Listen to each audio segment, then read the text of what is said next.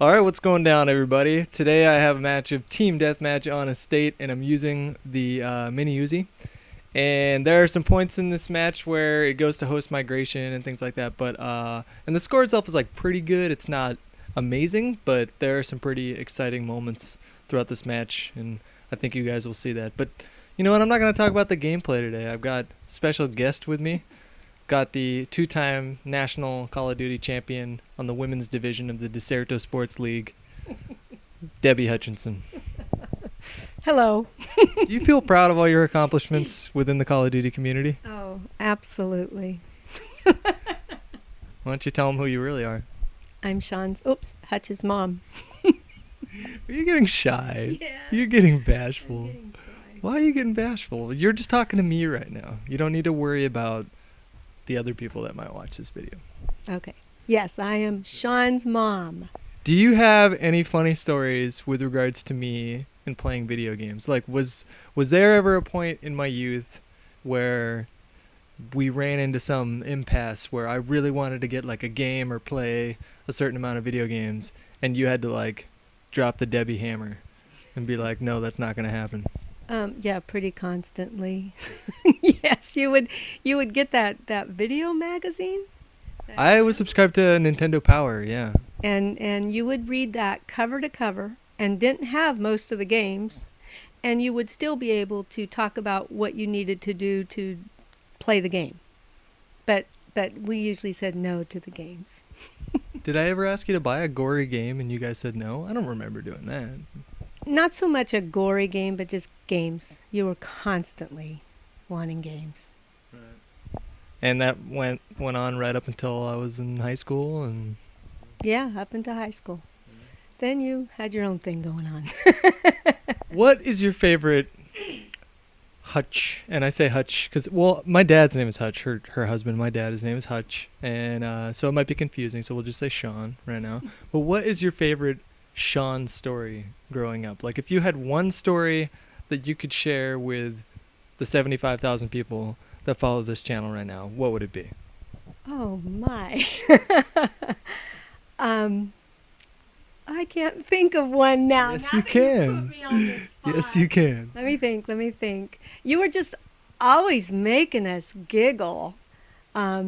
Maybe when you were playing with Brandy and Tiffany on the bunk bed? I can't believe you let them do that to you. I thought it was a good idea at the time. I have four sisters and two full-blood sisters. My oldest full-blood sister, is that too complicated to say it like that? No. Fine. Came up with the idea of throwing me off the top bunk, and my other sister was supposed to catch me. And that's not how it worked out. No. And didn't someone wet their pants too? No, that was a different day. Oh, that was another story? It wasn't even me. That was Brandy. No, not you. Yeah, Brandy. Whoops, sorry, Brandy. But that was like at 6 o'clock in the morning. You remember that? I remember that. You were like getting ready for work, and Brandy threw me off the top bunk, and I landed on my head. And I look over and I saw you, and you're like, I don't even know how you responded. I don't remember. Oh my gosh, I could have killed your sisters. But they were doing that to you all the time, and you let them. Do you have any? You don't have any other stories you can think of? There were so many. You were just...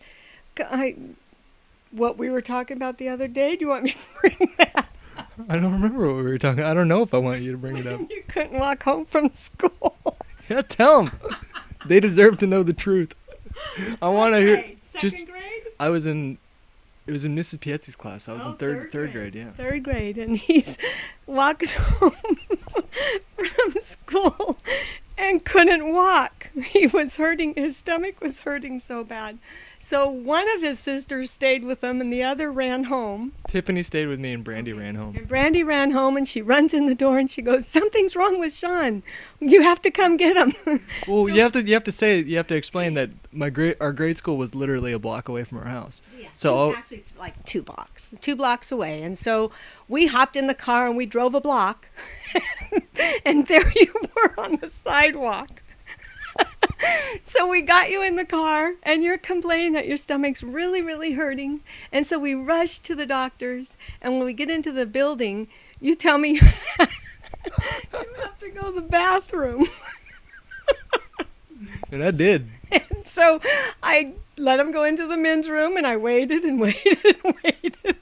And he comes out, and he looks at me, and he goes, I feel better. It's because I pooped. I was constipated, it turns out. Yeah, so then we just got back in the car and went home. Anything else? You got to think of something else. We got another, 5 minutes here. Oh, you're kidding. Well, you should have told me this ahead of time. I could have had these stories. What about when you caught me sneaking out in high school? Twice. Did I actually physically catch you? Well, yeah, you did, because I was sneaking out at night to go to my girlfriend's house at the time. And one night I got there, it was 2:30 in the morning, and literally I had this routine. I would go park my car around the corner, walk up to her window, go in, and as soon as I laid down, I got a text message, or I had a pager at the time, and I got a pager from you, home, and it said 911, and I was like, oh, God damn it. Do you know what? I don't even remember that. You don't remember that? I don't remember that. And then I came in the I door. must have been pissed, though, if I sent you. Oh, you weren't happy. Yeah. But I was a senior in high school, and it was I was turning 18 in a month or 2 months or something like that, and I think that was just kind of this, Yeah. what are you going to do? That was that other... You had a party at the house while we were gone. We had several parties at the house when you were Yes, gone. But this time, you took pictures and left the pictures out, kind of. No, I did not. Yes, you did. Yes, you did. I was bringing your clean clothes out for the laundry room. No, and but I that see all part... these pictures, and I'm looking, I'm going, that looks like a party. Wait a minute. That's at our house. I was holding up a beer can to my friend's Yes. face while he was sleeping or something like that. Yeah, that was... But that was from 2 years before. So it wasn't like I got in trouble for it or anything like that. You got in trouble for that? Because you were a sophomore? No. You found those when I was a senior, and the party was when I was a sophomore. That's right. Okay. So what are you going to do, punish me 2 years later? Yeah. There's no statute of limitation. And what do you think now about the fact that my job is playing video games when I used to harass you and bug you to buy me the next video game? That just cracks me up. I don't get this.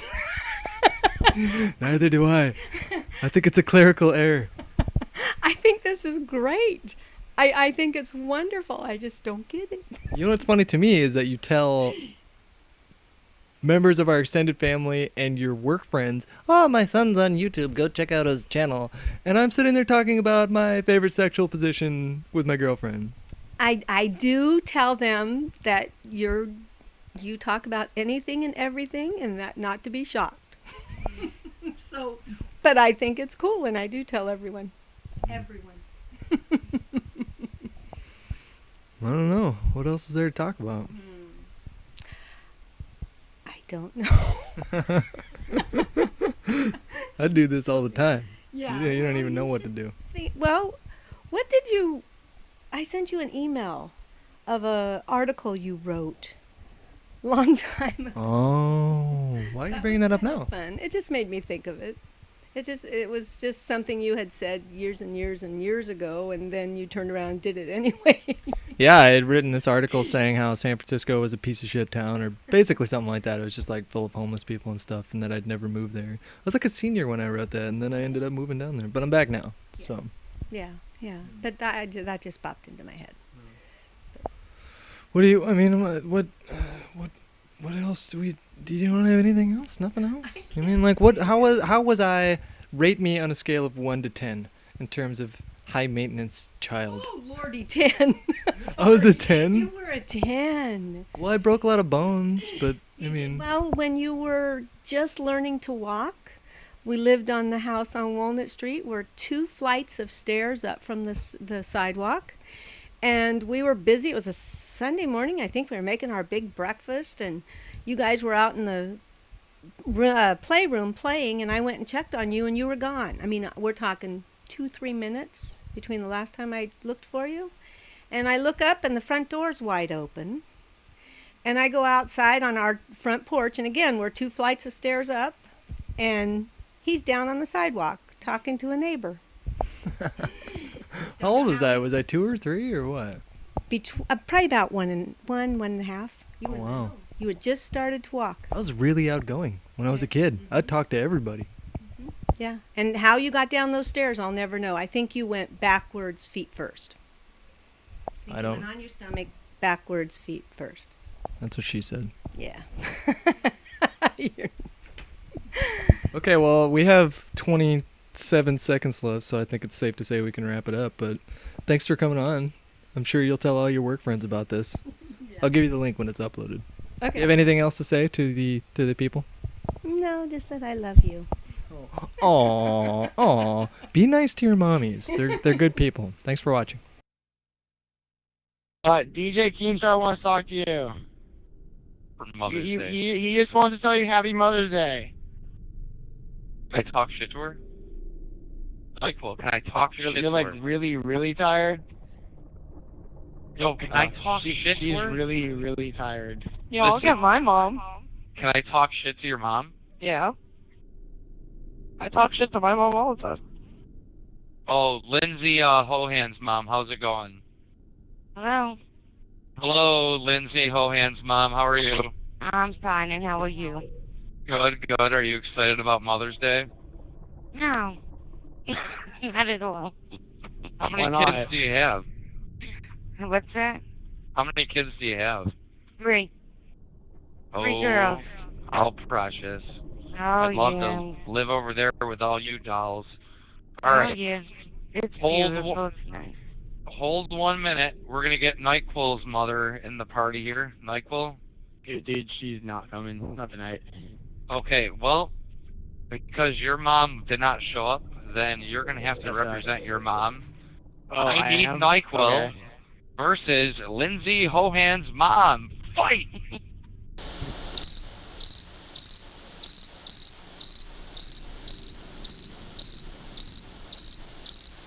I can't. I just woke up. What the fuck do you want me to say? You gotta fight! I gotta fight. I'm not a girl. Wait, what happened? My mom gave it back to me and was like, no. I tried to get your mom to fight NyQuil. You don't want to talk shit to NyQuil? He's a little bitch. You can take him. I am a little bitch. What the hell? Alright, NyQuil Hello? for today. Hello, is this Kaylee's mom? Yeah, who is this? This is DJ Keemstar. Happy Mother's Day. Well, thank you. We're doing a Mother's Day video, and we were wondering if we could have your precipitation. Sure. Okay. How old are you? I am 42. How many children do you have? I have 2. What's your favorite part of being a mom? Actually, I don't know.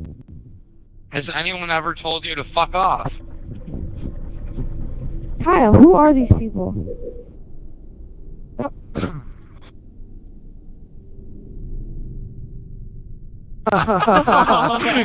Yeah.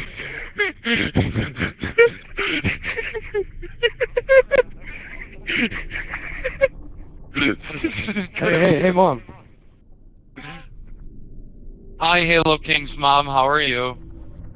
Fine, how are you? Good, good. This is DJ Keemstar. I just wanted to wish you a happy Mother's Day. Oh, thank you. How many children do you have? 3, 3? How old are they? but they're older. Oh, they're all old? Well, 23 and 18. That's cool. Austin's 14. Well, your kids are really good, and we enjoy playing with Halo King. He's a good sport about everything.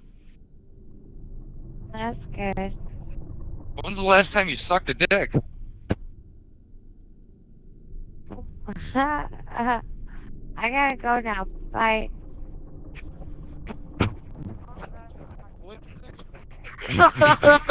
Oh shit! I didn't know. She said she's gonna fuck your ass up.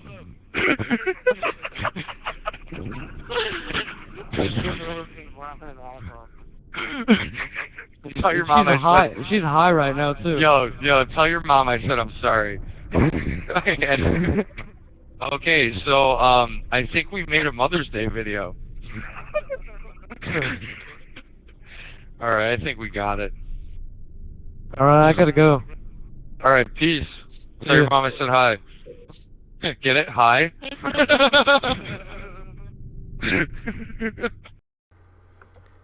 Hey, what's going on, guys? It's Sam or xJawz, and you know, my 600th video was today, and a lot of people wanted it to be something really special, and it wasn't something extremely special. It was a good video, but it wasn't something extremely special.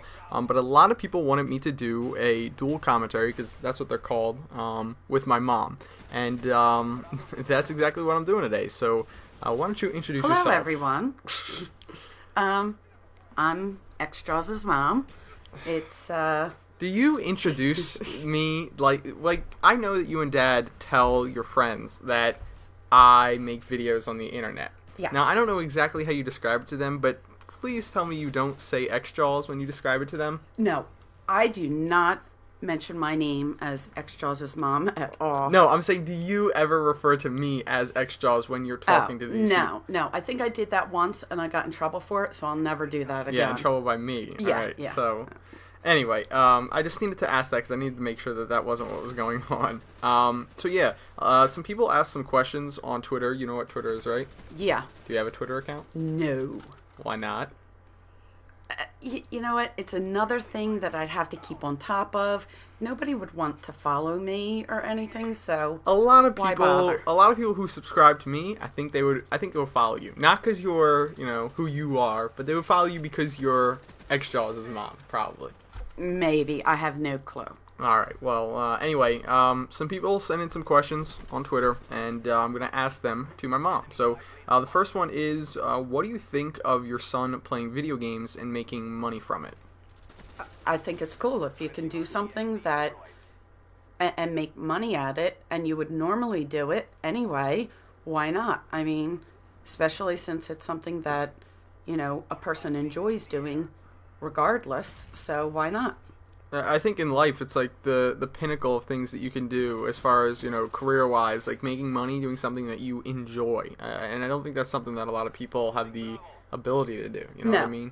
That's a complete luxury to be able to make money at something that you like doing.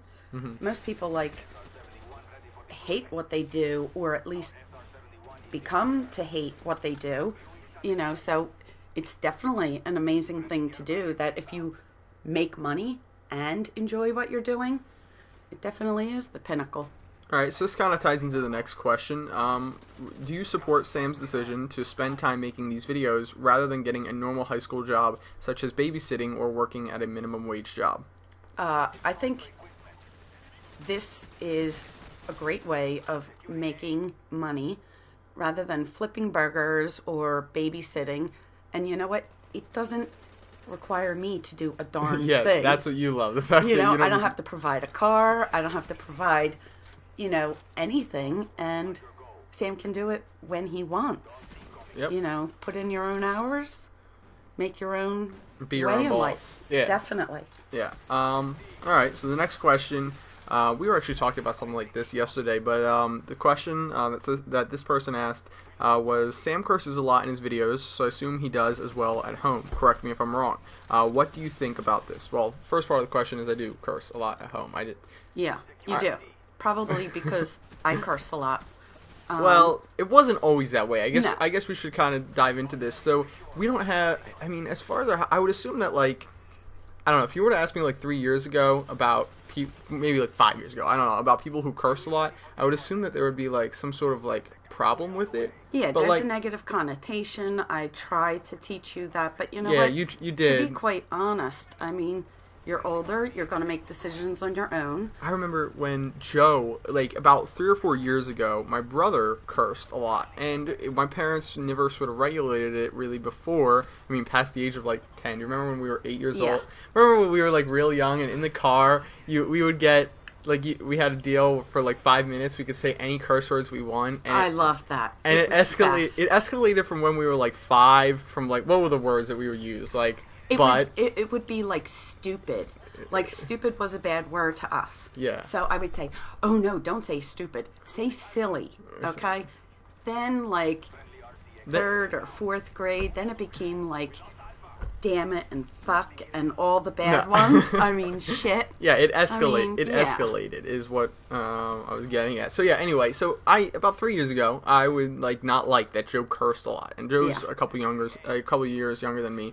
But now I kind of think it's arbitrary, because I mean, really, what makes a word bad is the negative connotations to it, and the fact that we make it a word that's like off limits. Yeah. Like I feel like I was thinking about this before, like, because I toss around any words that I want whenever I want and just use them as if they were any other describing word a lot of the time, rather than just say the word bad, I might say something is shit. It gets to the point where if I hear somebody else say a word like that, it doesn't actually affect me in any way. I don't think twice about it, and I think that people who aren't used to any sort of environment where curse words, profanity is like a common part of their life, they might view that as like something that's much more serious than it actually is. Yeah.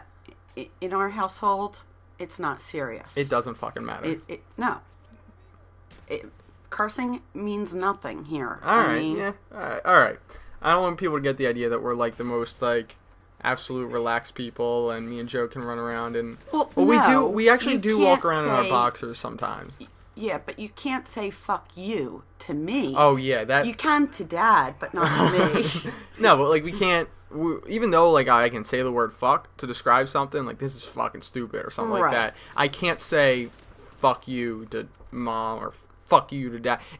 Like I can say, oh fuck you, Mom, like don't jokingly, but like we understand when it's like a serious thing, right? And it's like when I call you a loser. Fuck you, asshole. All right. So anyway, next question that I got: have you ever limited your son's playing time on video games? I used to, but then Sam started paying me. Oh so no, that's not true.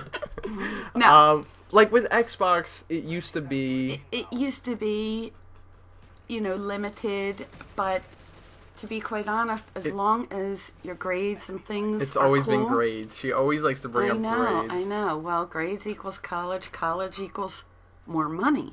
I mean, let's face it. Yeah, what's the... How much... Like, I think it's like... the top comp sci people. This isn't an attack at Woody. Woody is another guy who makes videos, and I think he has a degree in comp sci. I follow him on Twitter. You don't. You don't even know what I'm talking about. This isn't an attack at him, but I think I don't even know if he does have a comp sci degree. Anyway, what I'm getting at is like a lot of people, like, I mean, you're lucky to be making like high 5 digits with like a really good college degree. Right. Because there was like an article about like Facebook and Google hiring these people right out of college with like 90,000. And I'm thinking to myself, like, do I really want to go to four years of college just to start out making like, I don't know. It's not 5 figures. I'm sorry. Is it? No, it's 5 figures. Yeah, but you know what? If you get any kind of doctorate degree, which is what you want me to do. Yeah. I mean, medical has always been something that you want me to do. Yeah, especially if it's cosmetic or something like that, where insurance doesn't regulate how much you can get paid. Mm-hmm. Then you're pretty much set for life. But computer science is especially, that was just an example I was just throwing out there. Yeah, there's a lot of architectural engineering, all those kind of like degrees are high paying, especially when you compare it to like just a high school graduate. That would suck. Yeah. I'm definitely going to college. Like that's not. It's just a question of what for. But anyway, guys, that's the end of this video. I hope you guys enjoyed this dual commentary with my mother. You probably won't. Yeah, you'll probably get a lot of negative comments. Your mother's a loser, and then of course I am going to cut you off from the internet. So yeah, leave nice comments. Hopefully you guys enjoyed it. If you want another one, maybe in the future I'll invite you on to my channel. It depends how much he pays me for the next one. Hey, I didn't pay you anything to do this video, for the record. All right. Right. Anyway, thanks for doing this with me. No problem. I'll see you later. Signing off. Seacrest out. Oh God, he's a loser. He's gay. He is. That's funny. What's going on, guys? My name is Jericho, and happy Mother's Day to you guys. I've got a free-for-all game on Nuketown, only using a sniper, and miraculously I get the win somehow by some grace of God. But just want to say Happy Mother's Day and, you know, congratulate you on surviving another year while you give your mom presents for squeezing you out of her lubricated vagina. I'm glad that you're now thinking of that. Do any moms watch this? I doubt it. Any moms watch my commentaries?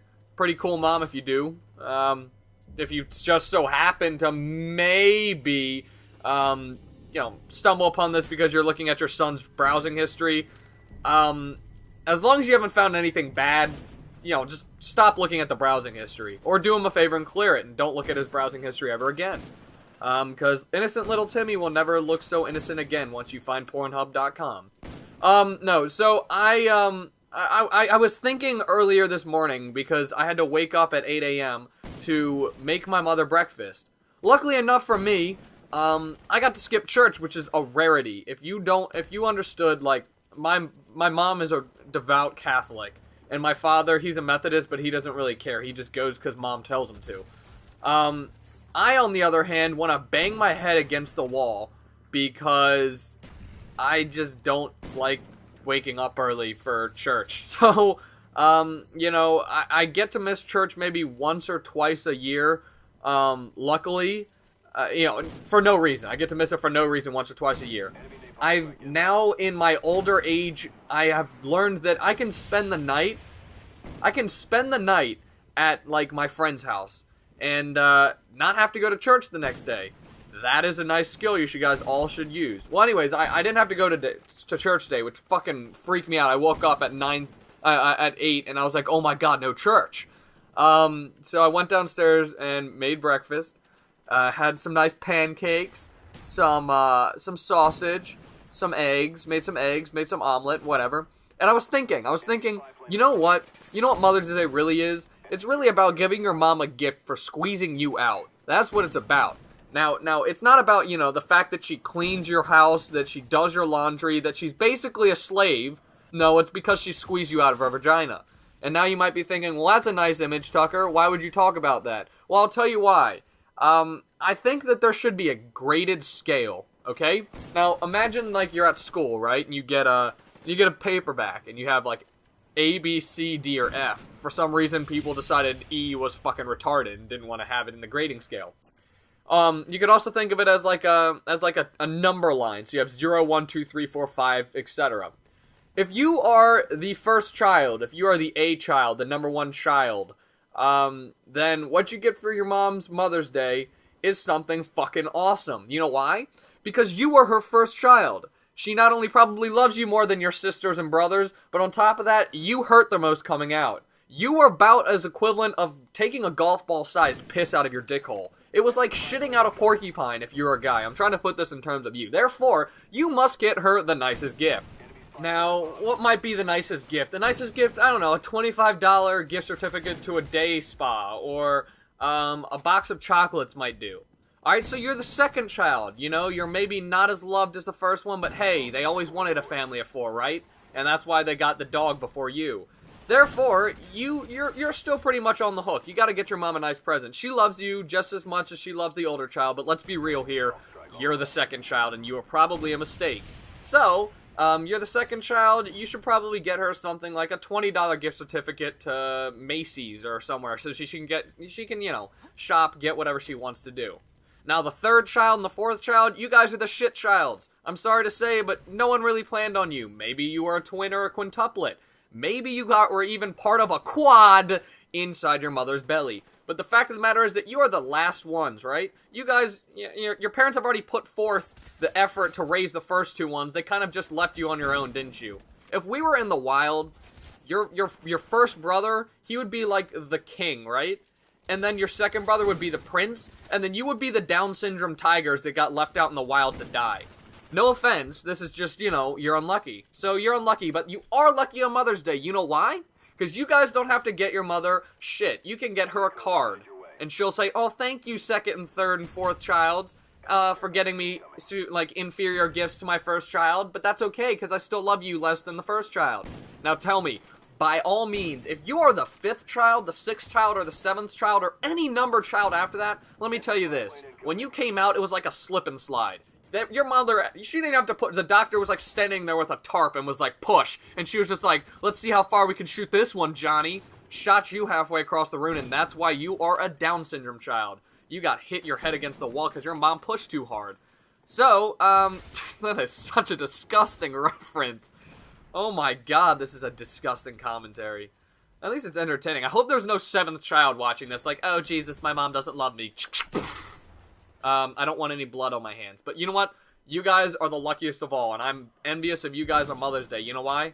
Because your mom probably doesn't even know your first names. Therefore, you can hide out in the attic where your room probably is, and they'll never remember you lived there. Therefore, you get your mother nothing, and therefore you spend less money, and you come out on top. While the first child gets to eat real food and has to have conversations with his mother about how much he loves her. Thank you for paying for college, Mom. Thank you for, I don't know, getting me that Xbox, Mom. You're sitting up there with an extra 20 bucks like, haha, bitch.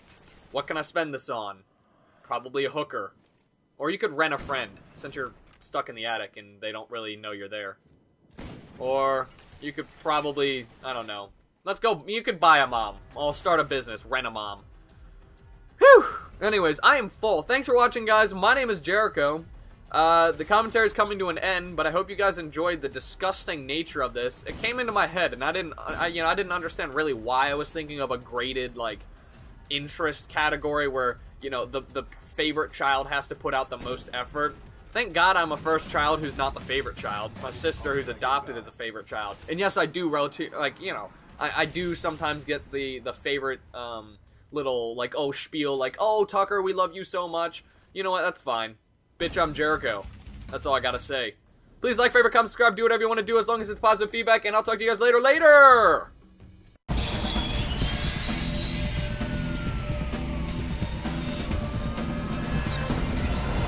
Hey guys, this is Woody the Unexceptional Gamer, and I have a special guest to me with the dual comm. Who do I have? This is Christy. Hey Christy, and Christy, how do we know you? I am Trevor's, or Tmart's mother. Yeah, you're Tmart's mom. So, all right. So I've got a few questions, a few things I wanted to ask. Here's the first thing that's on my mind. So Tmart, to me and people in this Call of Duty community, seems almost superhuman, right? He's tall, he's good looking, he's respectful, he has a 4.0 GPA. What is the impression that you guys have of him in real life, like around the house? Is he lazy? Is he grumpy? Like, how do you think of Tmart? Is he the same, like, gaming god that he is to everybody else?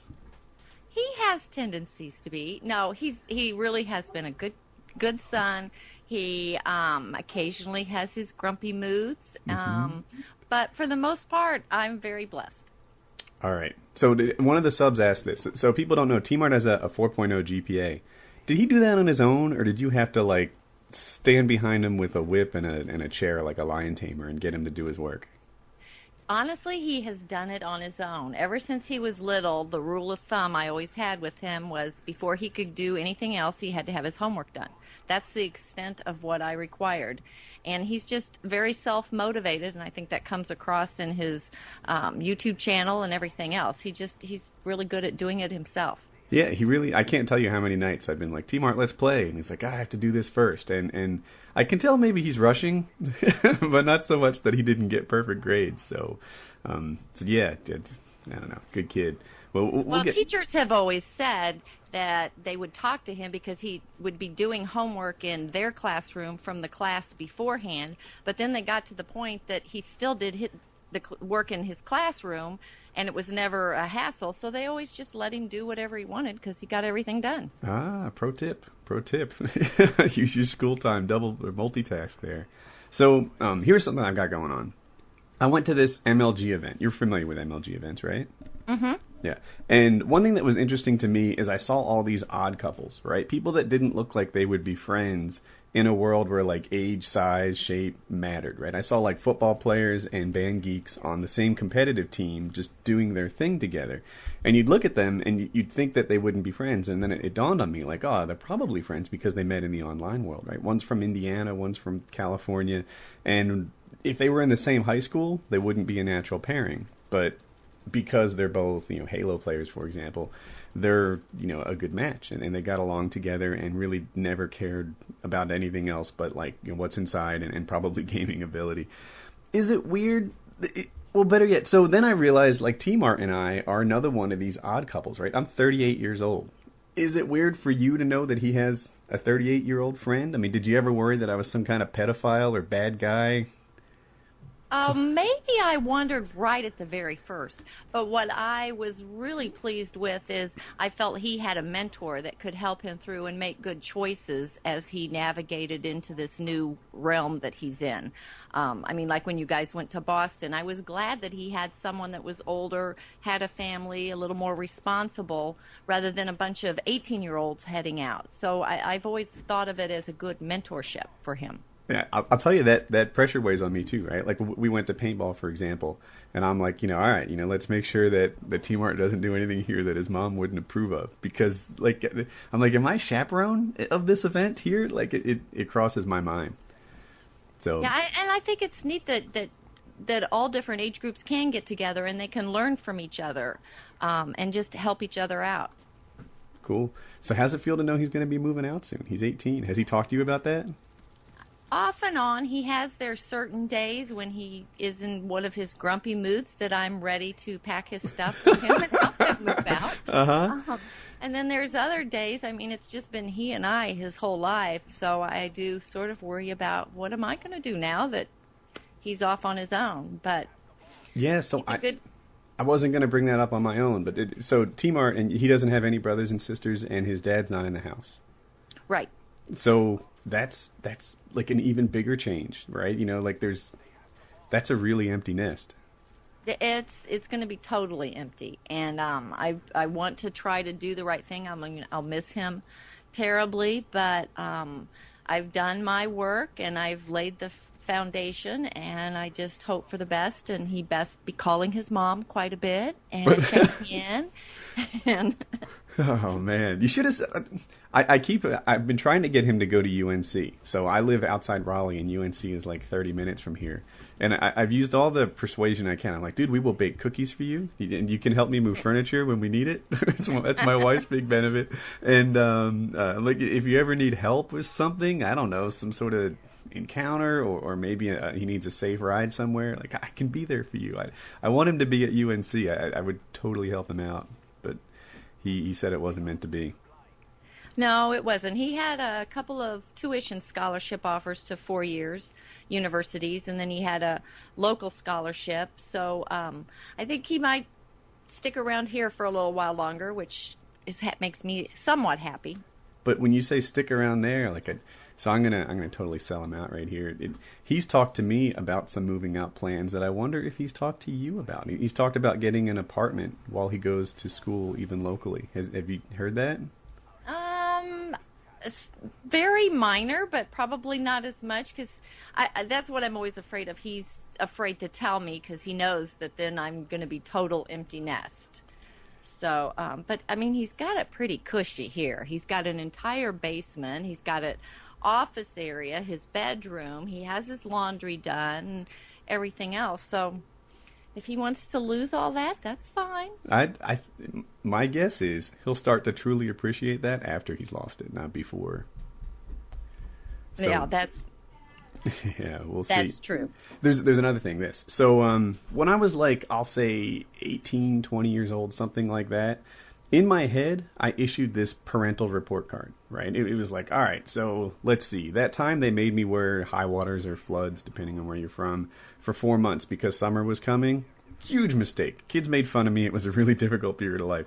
Now, that time they didn't let me play sports in 10th grade and instead made me hold a job. Big mistake. But then there were some other things that my parents did really right. Now, you've got an 18-year-old. An 18-year-old headed off to college. Have you issued yourself that parental report card? Thought about the things that you've done amazingly right and amazingly wrong? Oh, wow. I think I've done a fairly good job just because of the way he's turned out.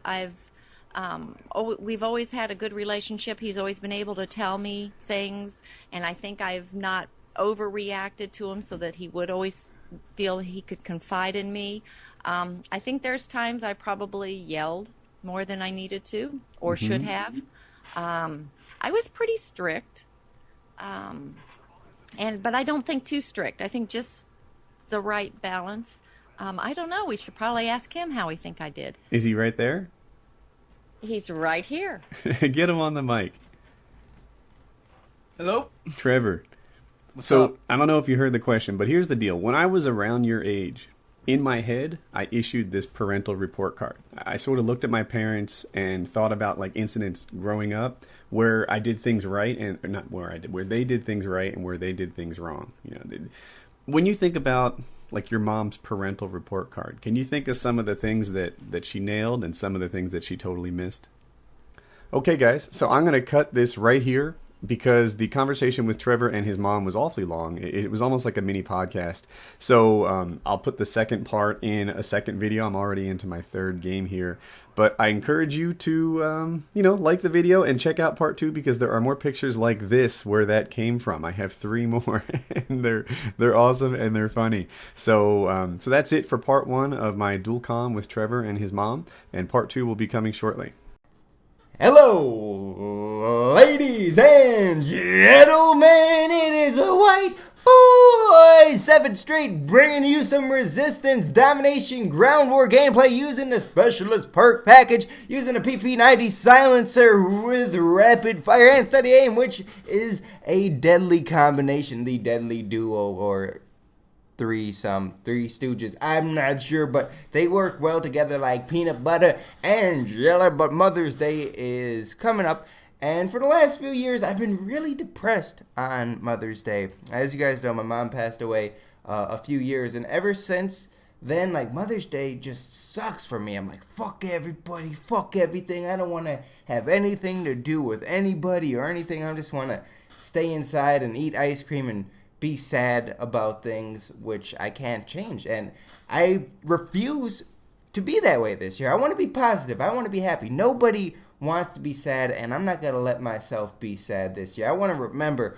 all the good times, all the funny moments, and just remember my mom for being an unorthodox individual, a funny, kind, wonderful mother and person, and just overall interesting woman. So I'm gonna throw up some pictures randomly on this gameplay. Some of them are gonna be weird, and you're gonna know why I led off my series of compliments of my mother with unorthodox, because she was a little weird, but I love her for that. She wasn't totally normal, but she had fun with it, and I can definitely respect that. So I want to thank you guys for being there for me, and it might sound silly, but it's really therapeutic, and it eases the soul. This guy was camping here the whole game. He must really like that quarter. Maybe it was cool. Maybe there was some kind of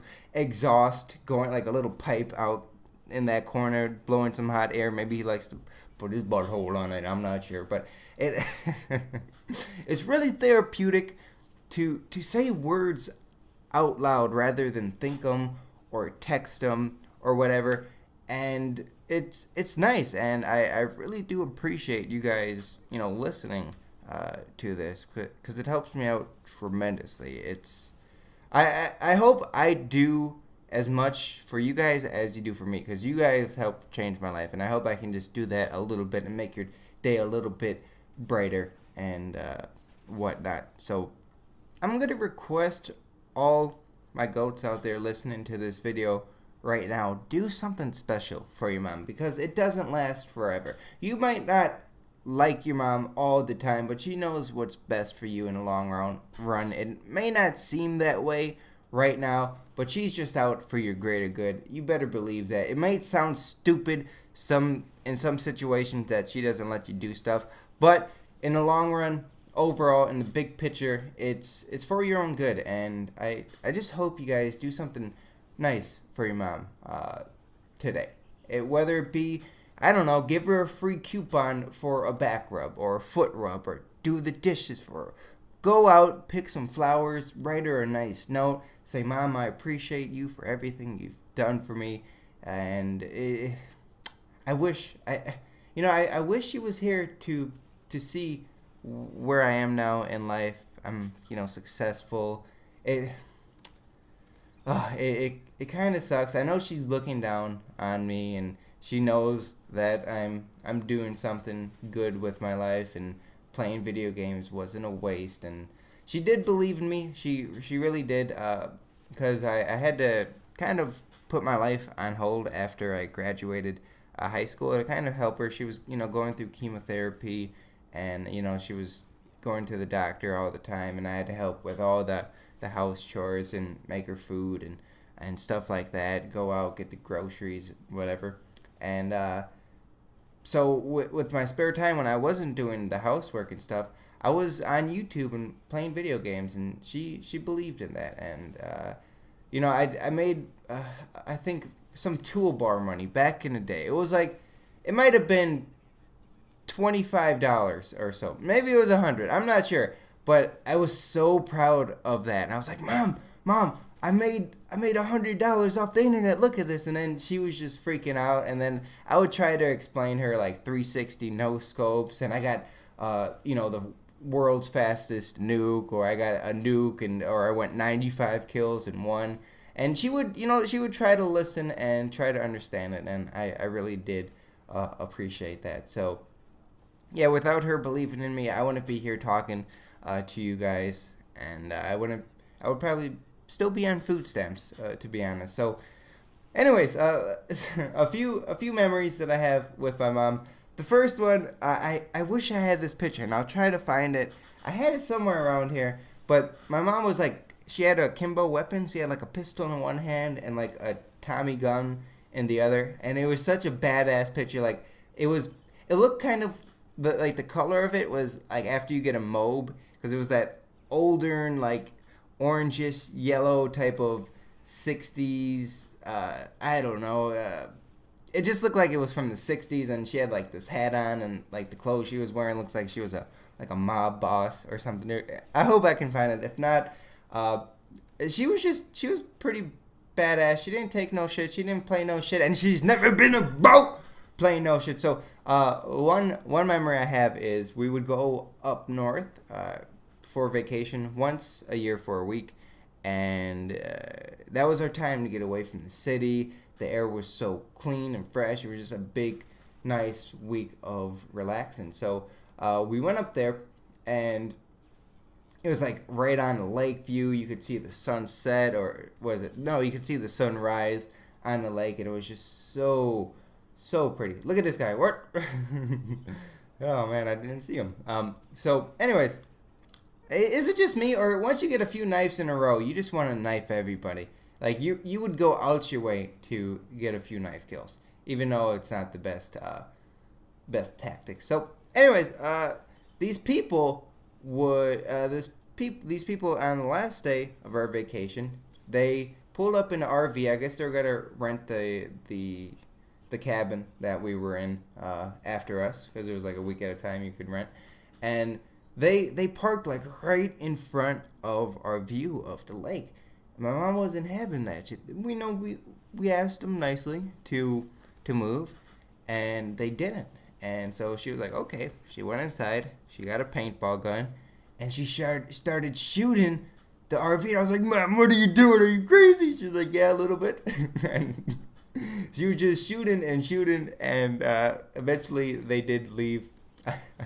But she just, like, it was the most badass thing. She just walked out, giving no fucks whatsoever, shooting this RV. And yeah, guys, Mom, I love you. I wish you were here, and I appreciate all you've done for me. Be nice to your moms, guys. They love you as well. Do something nice for them. Do it for me. Do it for me. Do it for them. And I'll see you guys later. Thanks for watching, and have a good day. Bye.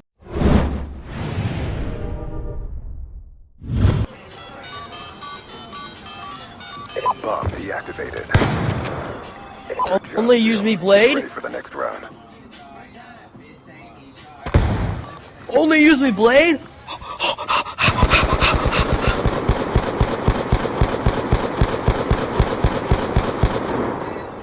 Hey, yo, is it really only use me blade? Search and destroy.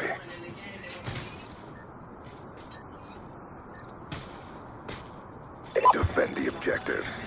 Only use me blade.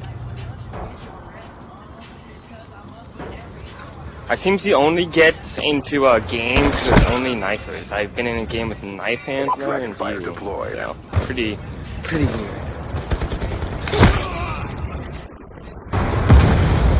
Guys, like not kill this guy? What?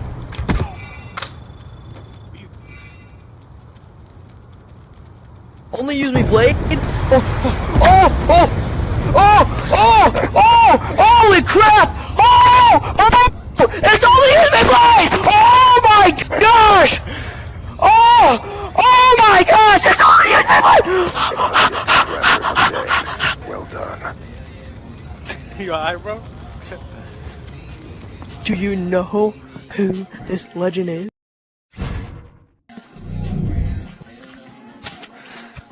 Holy crap! Holy crap!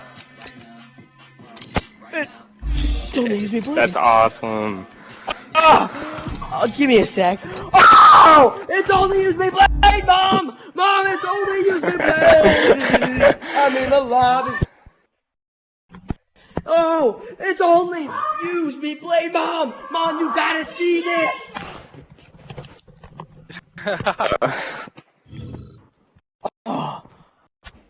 Oh my gosh. Can I have an imaginary signature, please?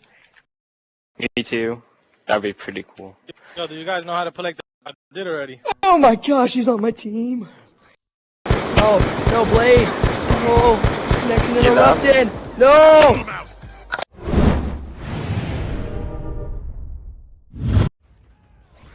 So the wrath of Mama drama.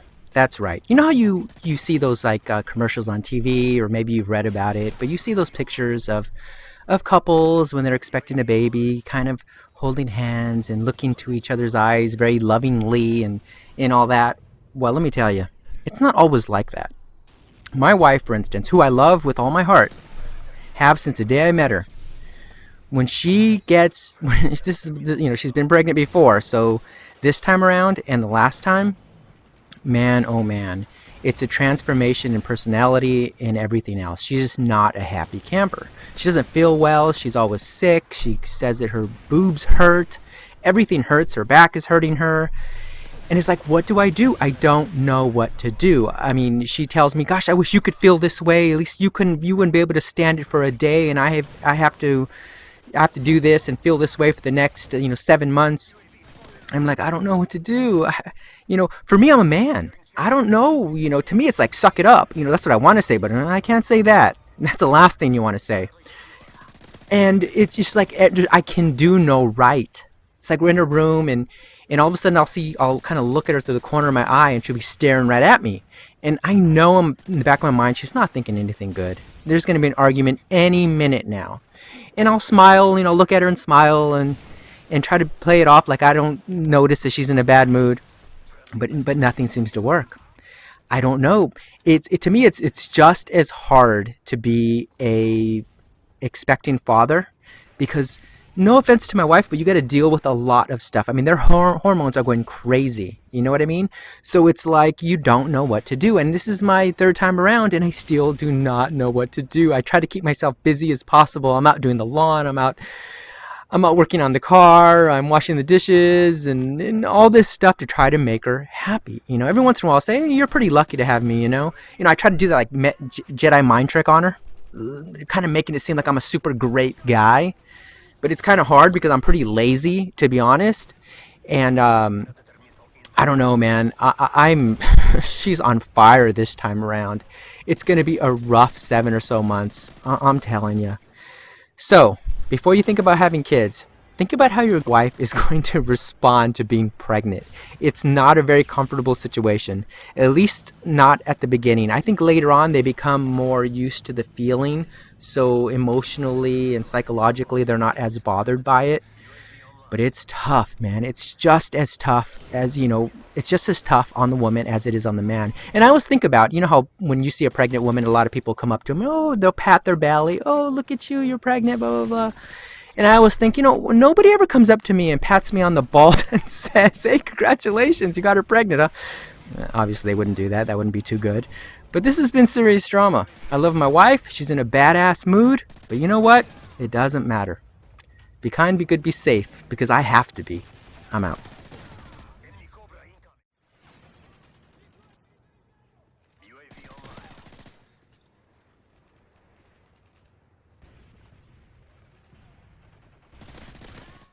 On to the last email today from Michael. He says, yo, what up, Laine? Michael here. I have an interesting story and I don't know what to do.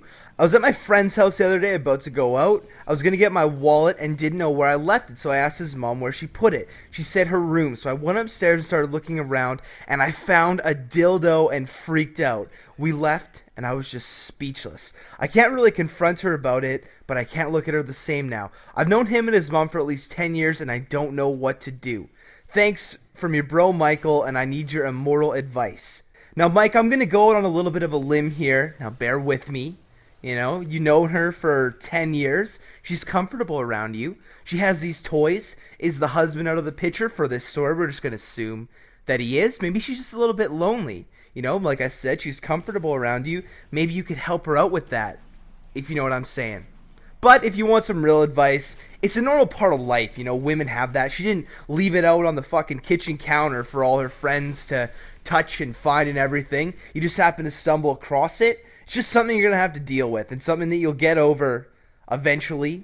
And, best of luck with that. And maybe, hopefully the first part of that advice work, because that would be awesome. And you can kind of rub it in your friend's face. But anyways, thank you guys so much for listening. If you guys enjoyed this episode, if you wouldn't mind leaving me a little thumbs up if you really liked it. Leave me a comment letting me know what you think Michael should do with the whole mom dildo situation. But till next time, I want to thank you guys so much for listening. I'm the Attack, and I would fuck that guy's mother. I don't know, rape.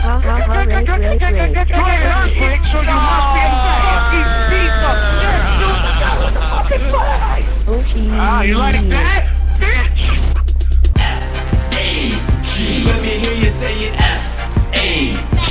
One more time now. F-A-G. Yeah. Federation of Asshole Gamers. Betrayal.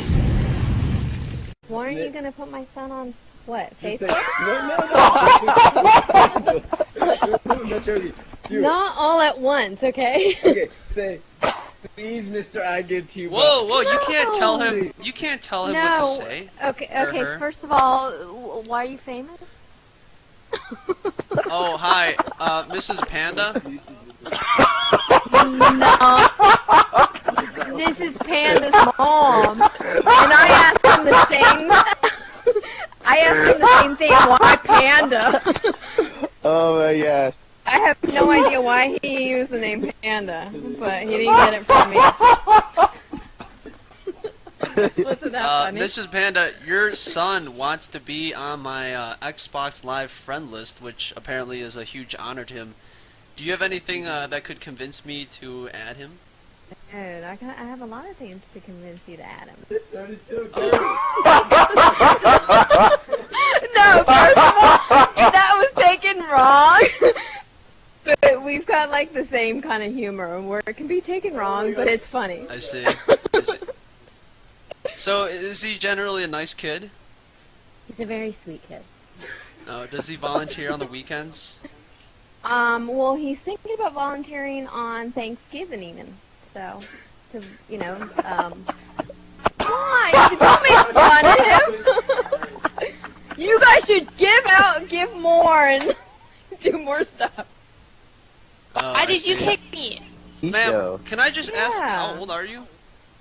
How old do I sound? Well, like I don't even look as old as I am. I'm 25 and I have a 15-year-old? No, I'm 40. Max was an accident. I'm 40 going on 27, basically. I'll have Max put a picture of me. Whoa, nice. I'm going to add you to me. So, Mrs. Panda, do you mind adding me on Facebook personally? I don't know. Oh man. We could have a little. Anyway. Oh, okay. Crossing the line. Are all your friends listening to this? No. Okay. Well, anyway, just a couple more questions. I want the people on my friend list to be, obviously, very strong people. Is your son like a big kid, or is he Oh, relatively no, no. Wait. First of all, don't laugh because he's like almost 6 feet tall. So, you know. No, he's not. He's No, he's slender, but he's not skinny. Well. What? Is he, No, because you're asking if he's a big kid. What do you mean? Like strong? Like physically strong? yeah, like football team type guy. More like basketball body. You know, like because like Michael Jordan and all them are tall and lanky and like you know, I don't their know. legs Michael are Jordan's like pretty jacked. well, I don't even go there with basketball players. Oh, you have the thing for basketball? I actually play basketball. No, I don't have a thing for basketball players. No. I shot some hoops. Not in my anymore. days. Oh, darn. I mean, overall, is he just an attractive young man? Oh dear God. To consider. I guess. I mean, yeah. What would you rate him, like, from a 1 to 10 scale? I don't know. Just like he wouldn't rate me. We don't go there. Just guesstimate, you know? He has no problem with the girls, you know. So. Well, what type of problem? no, like there was a really cute. No, he has no problems. I mean, the girls, you know, all Wait, love like him. a biological problem, or like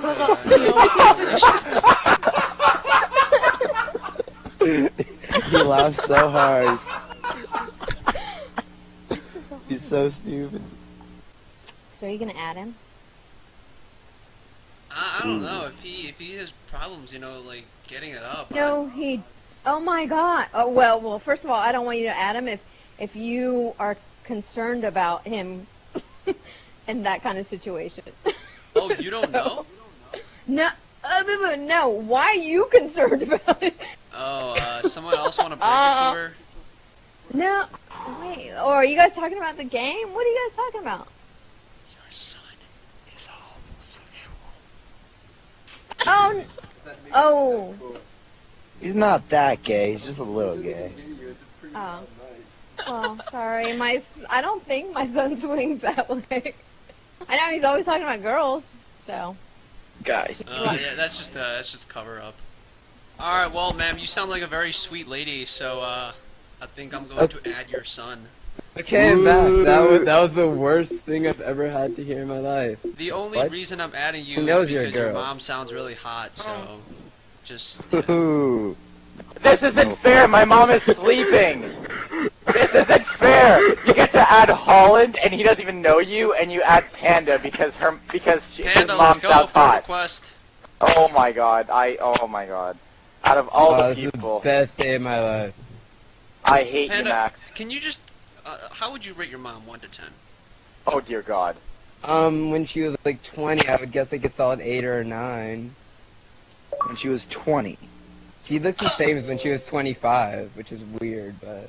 You just rated your mom an 8 or a 9. Yeah, my friends tell me she's hot. That's messed up, Max. You don't do that.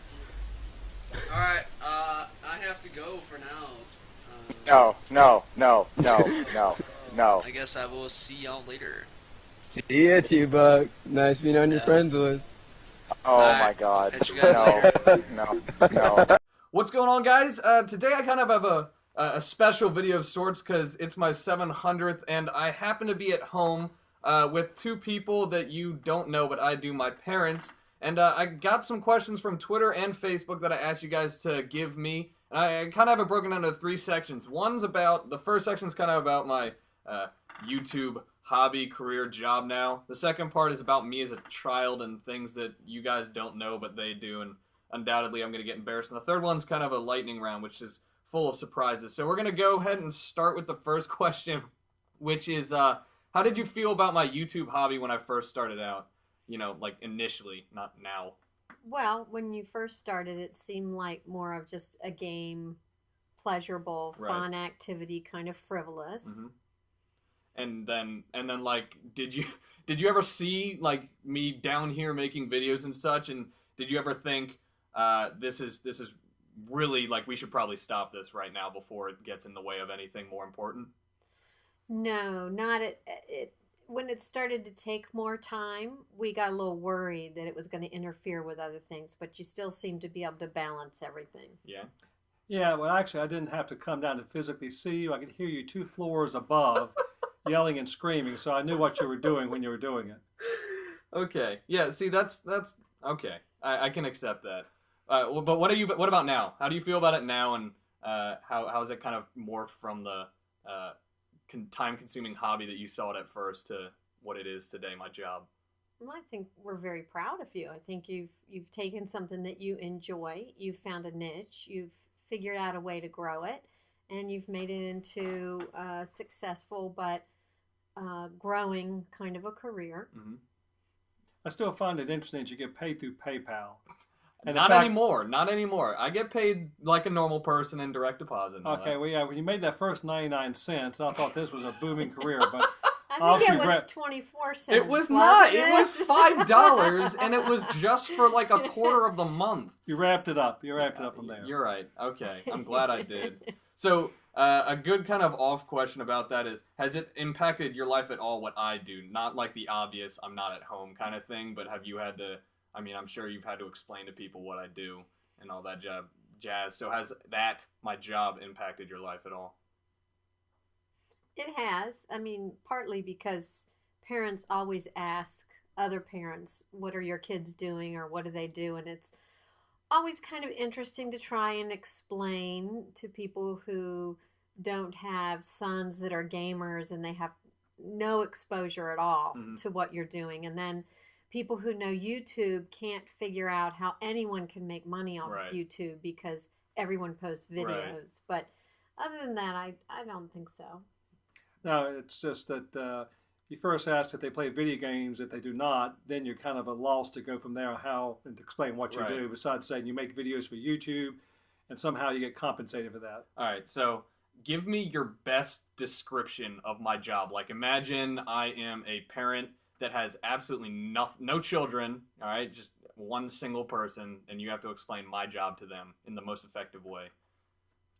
I would generally say that you make videos for YouTube that are based on commentaries and surveillance of video games, along with other commentaries on life in general, for entertainment. There you go. See, that's I'm Ditto. gonna have to start using that. That was a pretty good description.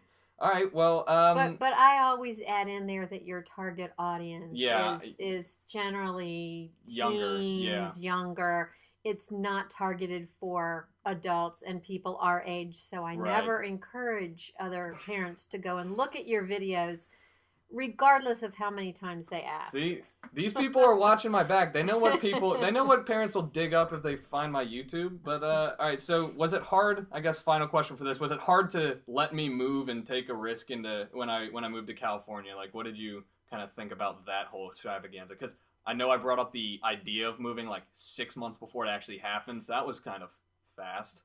Yeah, but it's always good to give a little lead time like that so that your parents can get a chance to work through all the panic and the great fears and talk to other people. But yeah, it was hard. I think it would have been harder if you hadn't been away a year at college. So we were used to you not being here, and we were used to you being somewhat independent, although in a relatively protected kind of situation. I think the hardest thing was the distance, and that we don't know Santa Monica well. Yeah, you guys have never been to my house. You don't know where I live exactly, so it's kind of a mystery. Yes, that's the hardest part. Yeah. Sum it up. Well, I would have to say that since it was hard to contribute much to the effort, in terms of what you wanted to accomplish and do, it was fairly easy to let you go if you would do it yourself, and you did it yourself, which I find very encouraging and amazing that you were able to move to California, lease a house, and set up your operation there. But also, if you're going to do anything like this, now's the time to do it when you don't have the obligations of parents. Okay.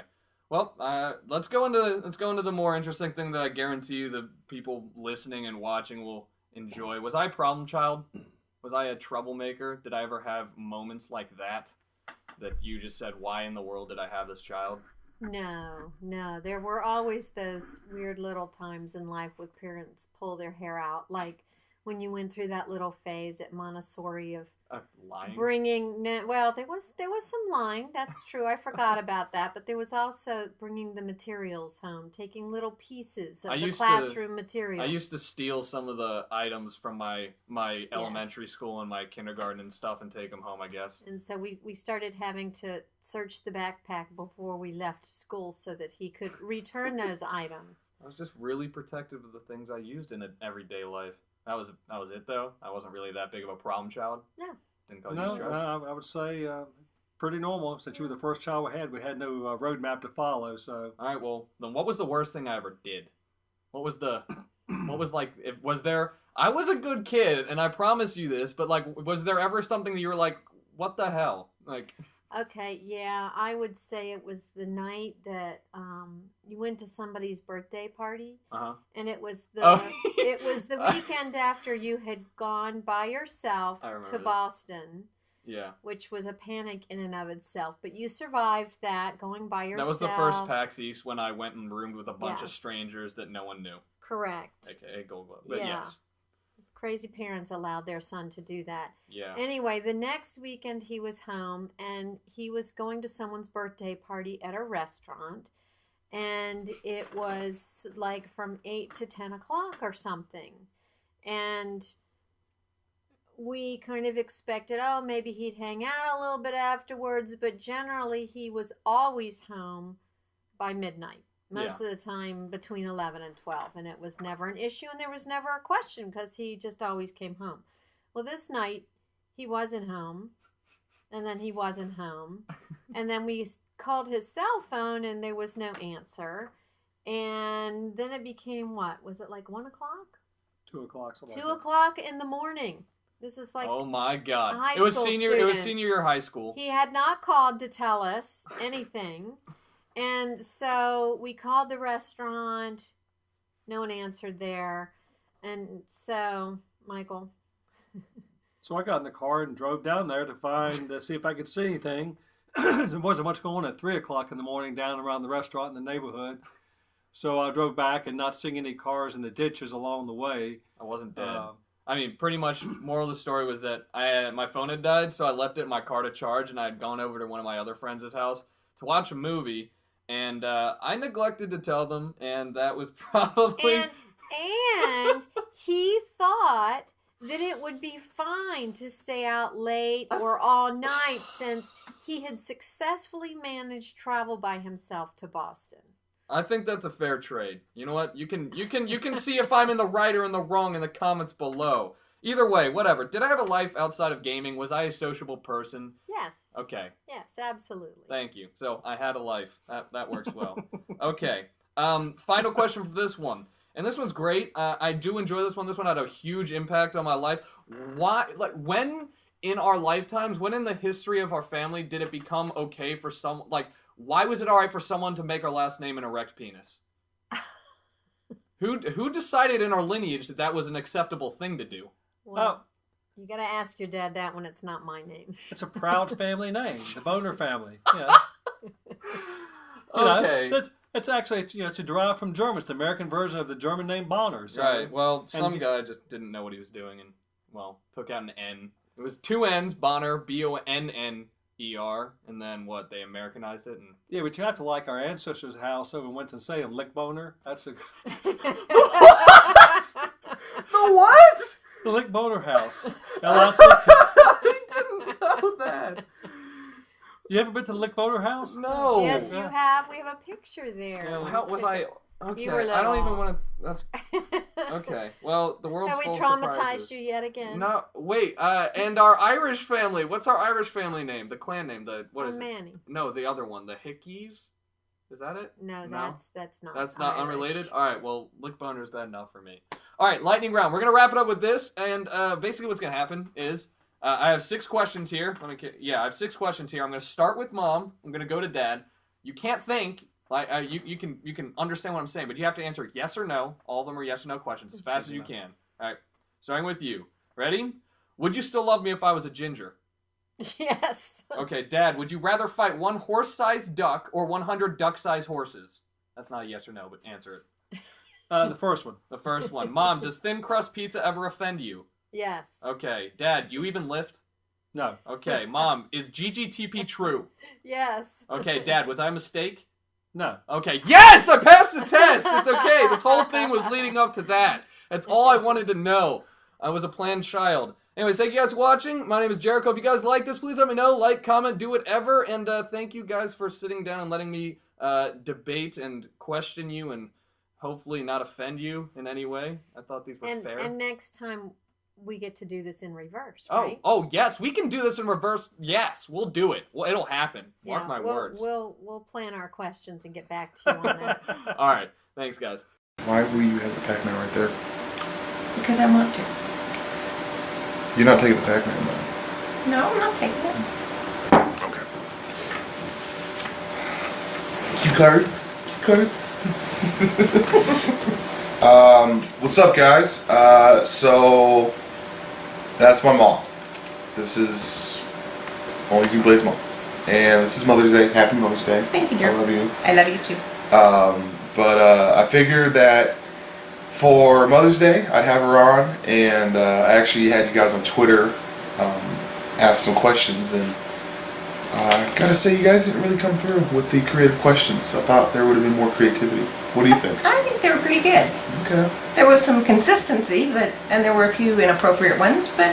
What were the inappropriate ones? Usually something about sex. Oh, yeah. Yeah, don't talk about sex about my mom at the same time. It's like not good. It doesn't work. It's not really cool with that. So we want to just get started? Sure. Alright, the most asked question, and this is why I didn't like the originality of the Twitter people, is, and I'm not bagging on you guys, come on, cut that out. Most asked question is, how, why, and when was I born? This was the most asked question? Basically, that just is a synopsis. Okay. Brian was... Story time. Story time. Yes, Brian was planned. No, Brian's dad was not black. He has no black blood in his body. Do I look black? No. His dad was an Italian man, big Italian man that looks very much like Brian. And he was planned and joyfully received. And when he was born, he was the sweetest, most virtuous child you would ever know. He just did not know anything bad. He just was always the most wonderful kid. He got his growth real early. He grew out of the snaps in his pants when he was about 6 months old and had to have a haircut when he was about 3 months old. And the picture that's on, if you've seen my channel, which we'll talk about later, the picture of... Oh, so this is just trying to get your channel? Yeah, this is actually just plugging your channel. This is plug from my channel. Yeah, don't watch. Box for Box Mom. Okay. Yeah, right. Okay, I see how it is. Okay, all right, guys. The purpose of my channel is to answer questions. This is a 28-year long plan to get in my sub box. I see how this works. Okay. Hey, it worked. Yeah. Hey. Anyway, this kid was just born virtuous, and if you go to my, I get another plug for my channel, my favorite picture of Brian is on my website when he was 9 months old. His dad was a computer genius, and he built the computer that's there, and Brian has the picture here at his place of the same thing. And we had Mr. Pac-Man, and so Brian was the original at 9 months old playing Pac-Man, so he got a head start on all of you, so that's why he's so good. I'm taking you down, Game 3 vids. It's just, I'm busy with real life, but you're going down.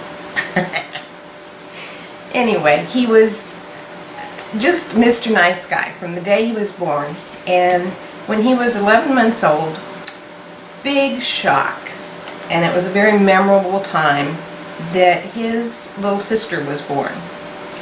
And he suddenly was not the center of attention, and I took her upstairs. I think I dealt with it though, right? Oh, well, you dealt with it by squatting on the floor and screaming your head off for about 5 minutes. Okay, well that's getting edited. That's appropriate. So I was just being spastic and just freaking out because sis was coming through? Well, I mean, this little girl was born and suddenly your things were different. But anyway, she was not quite as sweet as he was. And she would taunt him. And one of the first things I remember was they had done something together. I forget what they'd done, something not that bad, maybe they were a year old. And I gave him a swat on the back of the leg. Just said, you can't do that. You heard it here. Blade's mom is a kid beater. I am. She And beats children. this little guy looked up at me so puzzled. He says, you hit me. He had never been disciplined. He'd never done anything wrong except his sister was the instigator. So anyway, he was just a very virtuous, kind kid, always. Oh, I can live with that. You can live with that. Let's see here. What was I like as a child? Any good childhood stories Actually, that you can think of? Brian and his sister Megan, who has gone by Meg in recent years, are 11 months apart, and so they were always double trouble. And one of the most funny things I remember is we were at a restaurant, and it was a pretty nice restaurant, and they had gone outside, and we went out there, and it turned out they had both taken off their clothes and were swimming in the fountain. When was this? When you were about 2 or 3 years old. Oh, I thought you were going to say it happened last weekend when Well, you were drunk yeah, or something. yeah, well, that too. No, we're not going to talk about that one because I was naked too, so that won't work. That won't work.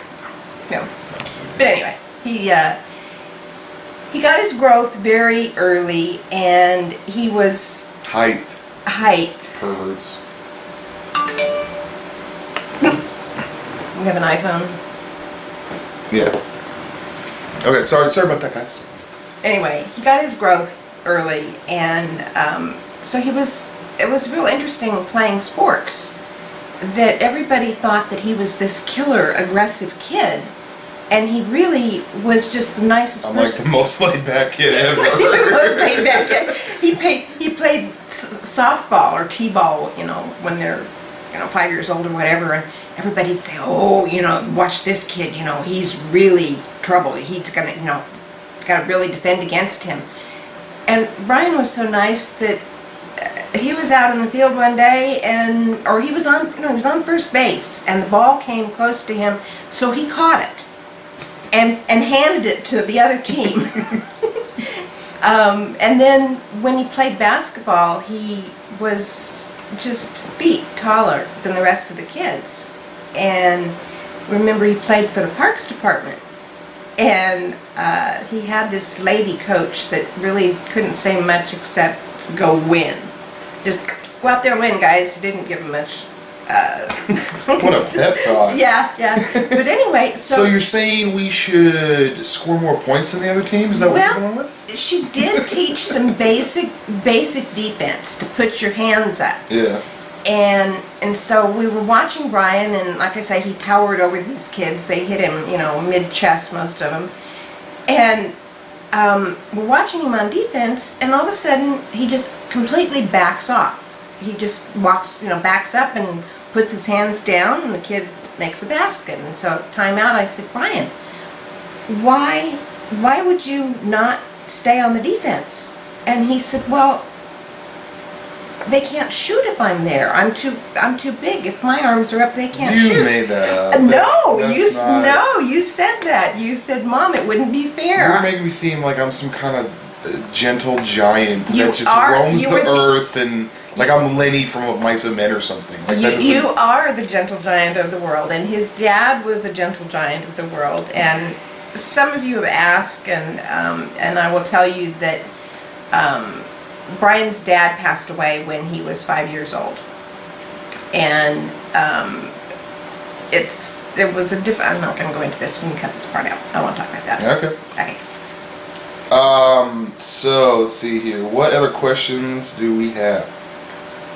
What kind of kid was I? Funny stories growing up. You need to clarify. Okay. This was probably asked. Let me explain the whole when Black Ops got released thing. Whoa. This right here, this lady. What happened was I got pretty plastered, drunk, safely, and we went. Not we, but a buddy of mine and I. We went to go pick up Black Ops, and I thought it'd be funny if I went and picked up Black Ops when I was hammered, and I thought it would be really, really funny if I acted as if people should know who I am, which is totally not what I'm like in real life. And so I put up the video the next day, and there's a lot of positive support. A lot of people said that I sounded like an ass, and then That's positive? Well, no. I'm saying there's people that liked it. Some people said I sounded like an ass. But this lady right here, my mother, who I love dearly. I love you, Mom.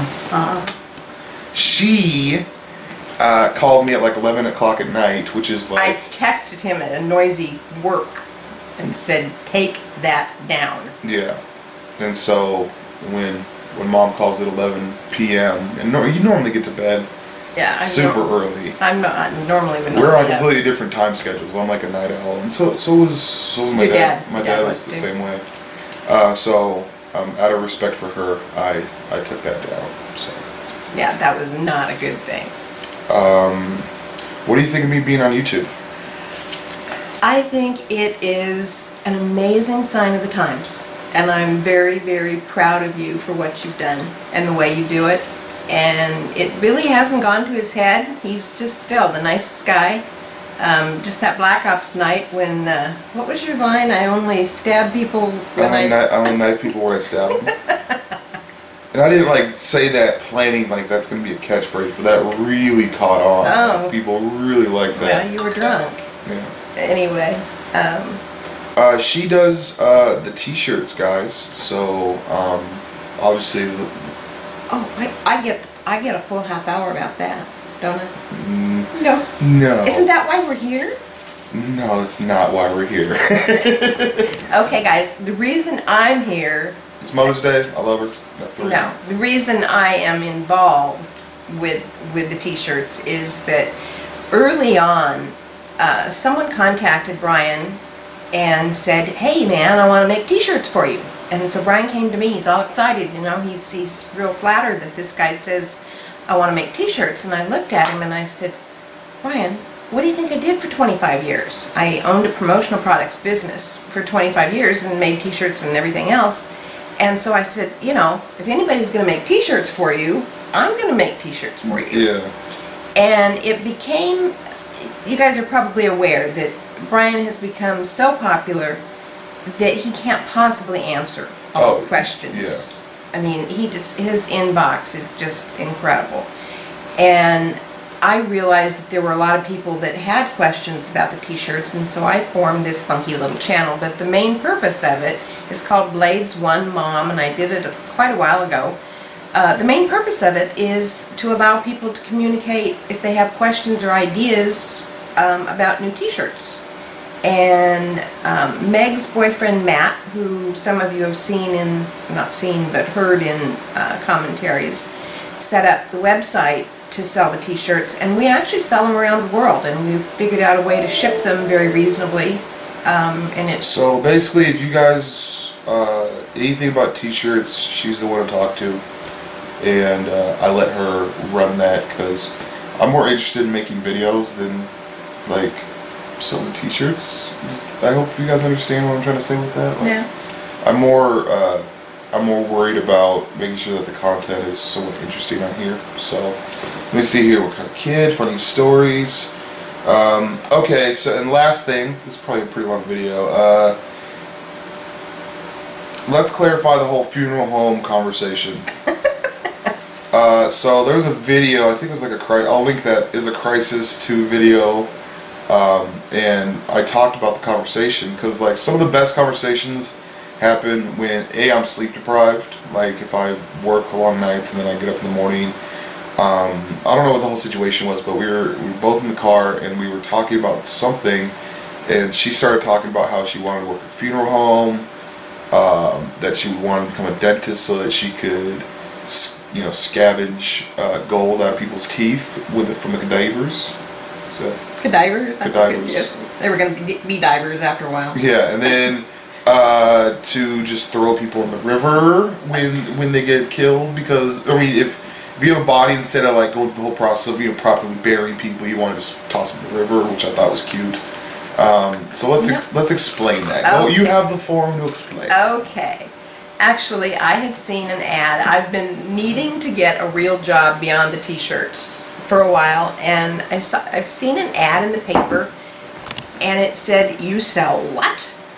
And it's difficult. Obviously, the whole country is in a recession, and getting a job, you know, if you're over 40, you're over the hill, and computers screen you out anyway. So I had an opportunity that I was considering talking to these people because it was a real person that I would be talking with. And so I just mentioned it to Brian, and that's kind of where the conversation started, and it just got crazy. I mean, it really was, that's what we do sometimes. We just get off on a tangent. Yeah. I mean, and it was totally, I was totally kidding. No, you weren't. You don't. Oh, just because we're in front of all these people, you can't be like, no, psych. Baloney. Anyway, actually, the part about the river was that we live in an area where there's wonderful waterfront, and I love boating. And it was just my excuse. I said, hey, you know, since I don't have a cemetery, I can buy a house on the water and buy a nice boat and deduct it on my taxes. And you, Brian, can help me. We'll just dump the people in the water. And it was all in somehow jest. I became an accomplice in this, because that's what that is. There's nothing legal about that. Okay, anyway. Bottom line is, I actually had 2 job interviews and was hired on the first, offered the job on the first interview at 2 different places. And one of the places is where Brian's dad is buried, and it is a beautiful park in Bellevue where we live, a beautiful view property, and very exclusive. And my line is that I sell perpetual real estate, but it really is. It is a very, very exclusive place, and beautiful place, and I am in sales selling pre-planned arrangements for people, and also allowing people to buy the real estate. Let's wrap it up. That got boring. Okay. I'm sorry, but okay. All right. The attention span of us people on YouTube is very long. Okay. So what are you doing to my Pac-Man? Let's go ahead and just put this down. I love this little guy, but for some reason she was like hostile. Like interrogating him. She wanted some information out of Pac-Man that I don't think he has. So is there anything that you would like to tell the viewers? Anything you want to say before I hit stop? I want to say I want some ideas from you guys on more products than the t-shirts we have, or ideas for shirts. It's difficult because it can't be too bloody and violent, because most of you are young, and you know, parents and schools and everybody else censor you. So and it can't be too big that I can't ship. The shipping is going to cost more than the item. But anyway, I'd love ideas. That's all you care about? It's just shirts. No, I don't. That's the point. I want more than shirts. Oh. But I need to know what these guys would like. That was a nice way to handle that. No, I care about much more than just shirts. Other things. More stuff I can sell. More stuff I can sell. Anyway, this guy is the greatest guy in the world. He is genuine and a real sweetheart. I love her. That's Mother's Day with Momma Blade. So, peace. Bye. What's up, guys? It's your boy WingsofRedemption, and I'm back, and I'm bringing you some audio commentary. I know people love that to death. But I want to talk about growing up fatherless today. And this isn't a pity party. This is anything. I feel like I've grown up to be in the best case scenario that I can be.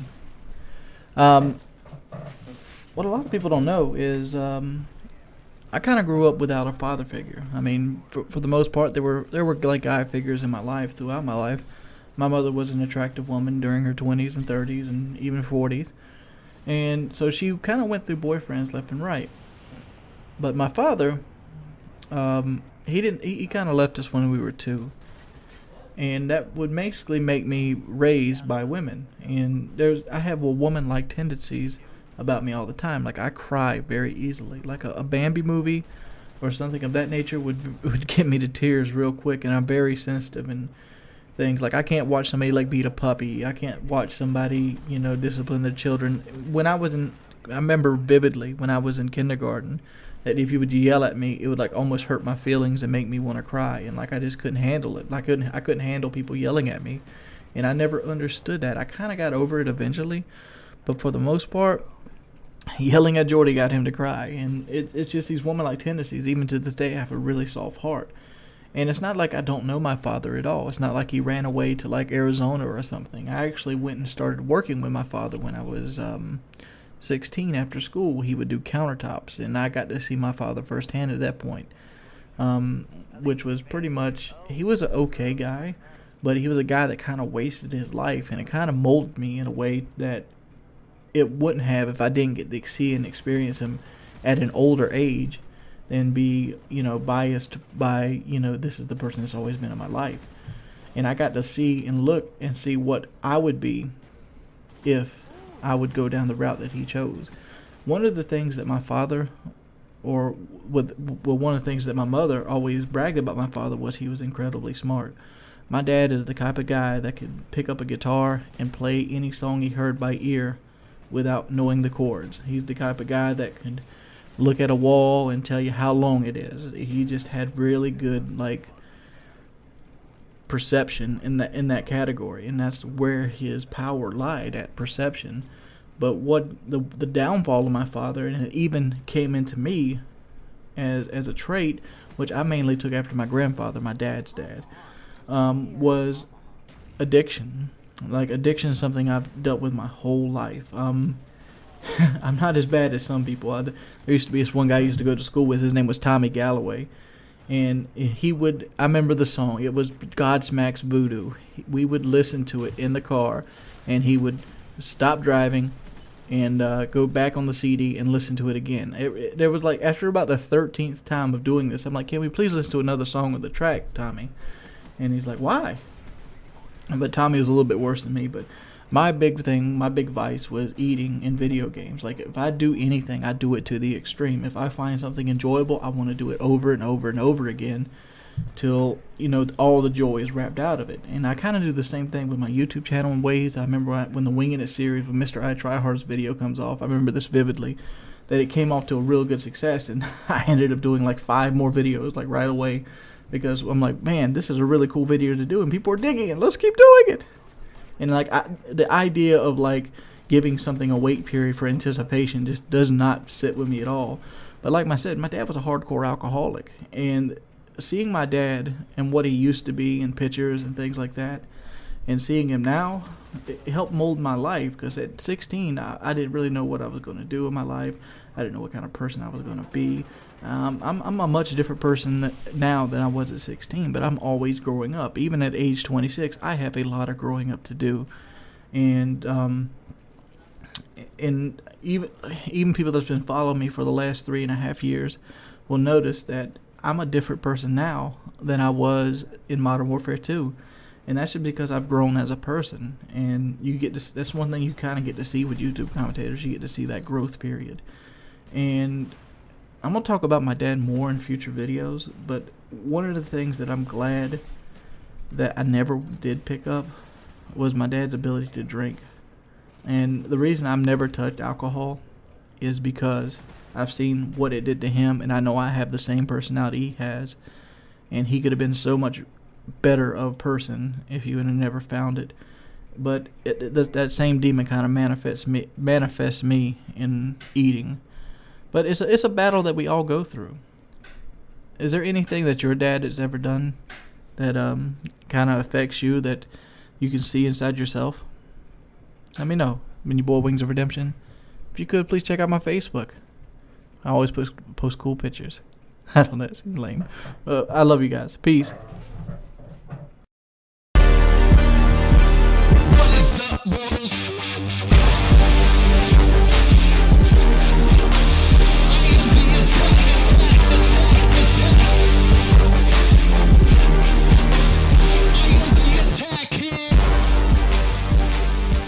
What is up, mortals? I'm the Attack here, and I missed you. And that's okay, because I love you. Welcome to another episode of Laine G PhD, the series where you, the viewer, send in your emails. I read them and respond in a somewhat comedic manner. And 99% of you guys take it super seriously and tell me that I'm an idiot. So in today's episode, as you can see from the title, we have a few interesting emails. So I'm just going to hop right into them. So let's start with the first email today from Caleb. He says, "Hey Laine, so the other night my life changed forever. I was out having a few beer with my buddies and we decided to go to a strip club. We were there for about an hour until I saw something that I could never unsee. My best friend's mom came out onto the stage and started taking her clothes off. I saw my best friend's mom naked. Worst part is, her son doesn't know she's doing this, so should I tell him? She just went through a divorce and times are tough money-wise for them, so I'm assuming that is why she is stripping for money, but does that make it right? I need your help, man. P.S. She's got a nice pair of titties for a mom. P.P.S. I'd bang her. Your bro, Caleb." Wow. Okay, Caleb, I got you. So your best friend's mom is a working girl. Wow. I don't know how I would deal in that situation because a lot of my friends' moms are extremely attractive, and I feel I'd find myself heading back to the strip joint to, see them naked. But all kidding aside, time to get super serious here. There's two ways that you can go about this whole situation. You could tell your buddy and, give him a little heads up. That may be a little bit tough though, because he may get pissed at you for going to look at his mom naked, or you could just leave it alone and, let him find out on his own. That's the only problem there though, is, if he does find out on his own, like he's at the strip club with you and his mom comes out on the stage, he will probably flip shit. But, there's nothing you can really do here. I wouldn't worry about it too much. I would just say, quit going back to that strip club, because eventually he will find out that you're looking at his mom's tits. Anyways, thanks a lot for the email, and remember, there's no harm in looking, just don't touch.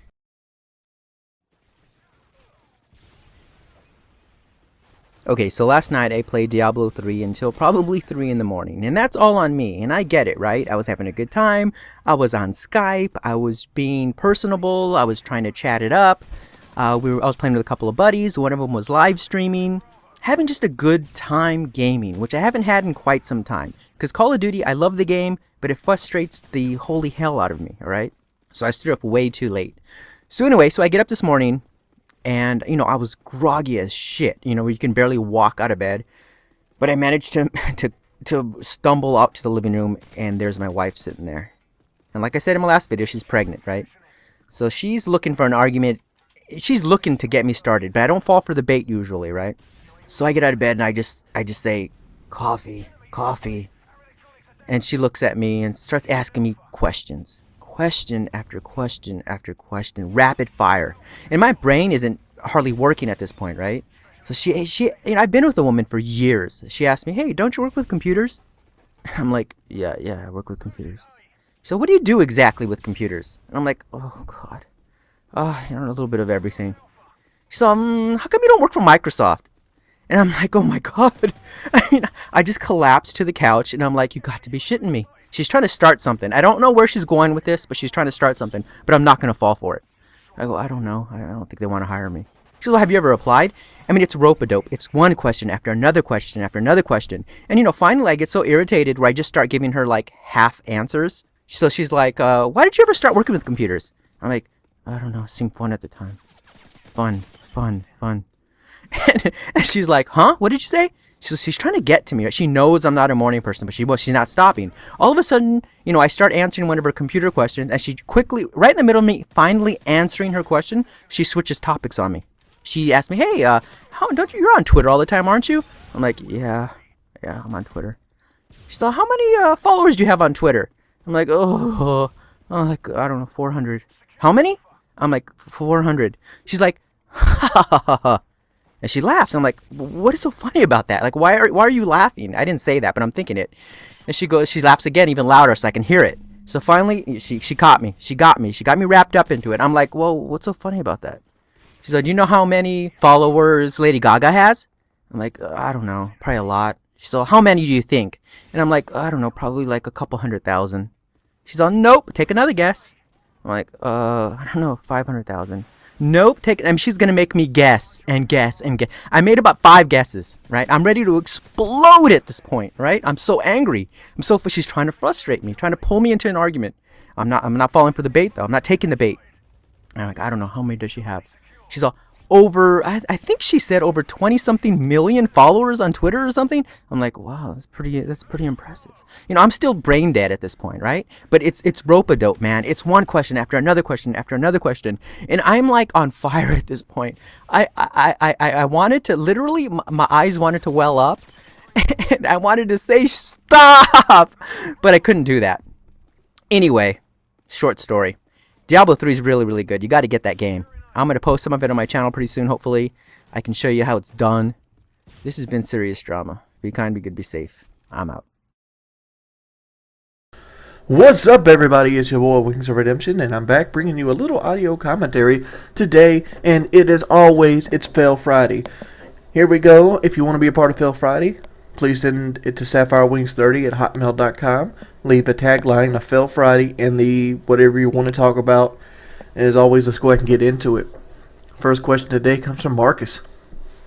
Hey Wings, I saw you. Thanks for taking the time to read this. I've had one question in particular, and I've always wanted you to answer for a while. I saw your dual com with Redneck, and you're leaving comments on any given video promoting their channel. I wonder what's the appropriate ways to promote yourself without coming off as annoying to other people. Alright, I've touched on this a lot of times, and I know there's probably going to be some people like, oh, not this again. Alright. This is going to be a quick answer, Marcus. People should recognize your channel on one merit and one merit alone, being creative. And if you want your channel to grow, you need to do videos that will make your channel grow. This is something that even I struggle with today. This is the never-ending circle of being creative on YouTube and trying to stay relevant. Because there's 2, maybe 3 kinds of videos. Let's go over them. First kind of video. This is the viral video. This is the video that is designed to be shared. If you see a video, you're like, man, I bet Tommy would like to see this video. That's a viral video. Let's look at some of the viral videos that I've had. I've had how to level up fast on Modern Warfare 2, a video that people can share showing them how to level up on Modern Warfare 2. I've had a montage went viral, and that was my Gold Commando montage. People saw it and they liked the music or whatever in it, and it went viral. And my bayoneting a TV to see a fat guy really fuck up a TV. That went viral. I mean, that's the reason most people see these things and people try to go for that viral video. It's just something that you can share over and over and over again. Dogs and cats and things like that. You, on the other hand, probably want to do a video entrenched in gaming. Well, when you get entrenched in gaming, you got to kind of do the same thing as step 1, but you have to step it back a bit.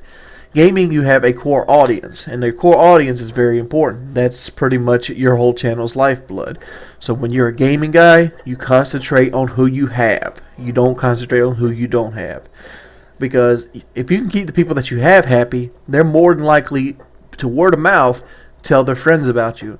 The conversation goes something like this. Hey man, did you see xJawz' new video? Yeah dude, I saw xJawz' new video. It was great. But I had to watch this guy's video before xJawz. I mean, I really like him. I mean, he really speaks to me. And you want to beat that guy's name that went in before xJawz. Because word of mouth is the fastest way to grow a channel. I mean, you might get, instant gratitude from spamming on bigger channels. But let's say you hit every big channel. Say you hit Woody, xJawz, White Boy, PewDiePie, whatever. What is the other guy? Huber Axernova. Let's say you hit all those channels on a pre-made thing. How many views you gonna get? 100, 200, maybe 500 views, and then they don't come back. Well, what you just did is you just canceled those 500 people from ever watching your video again. And over time, you're just burying yourself with that kind of promotion. I mean, just imagine if, like, say, I don't know, let's say Coca-Cola came and put an ad up in front of Pepsi. Like, say Pepsi had a stand, and the Coke guy came and put one up right in front of Pepsi. I mean, the people that drink Pepsi will see that in bad taste and never even attempt to try Coca-Cola. I mean, that might be a bad example, but you kind of get what I'm saying. That's the kind of videos you're going to have to make. The best thing to do is pretty much talk to the people you have, stay active on your channel, and let things roll from there. I mean, don't put all your eggs in one basket. You do this as a hobby until it presents itself as something more than a hobby. Let's go and move on to the next question. Wow, God, this next question is a doozy. I'm gonna try to keep this one short, and he asked me not to say his name, so we're gonna go ahead and get into this without saying his name. He goes, "Hey Wings, please keep my name private. I need some advice pertaining to my mother. All my life, my mother's been an alcoholic with a terrible decision resulting in 3 DUIs and over $100,000 in debt that my father had to pay. Around a year and a half ago, she got her 3rd DUI and was sent to jail for 9 months and was on house arrest another 4. She got a lot better, and was sober for over a year. This was very good. Just made my entire family happy. However, my dad had always fought and really had a really bad fight with her 2 months ago. There was no physical abuse whatsoever, but a lot of screaming on my dad's part. So the next day, my mom left and went to a home for women in danger of abuse. She stayed there for a week and was right back home for the next weekend. Typical for my mom. She was home for the whole week and suddenly left for different reasons. She said that her parole officer came to the home and said she had to go back.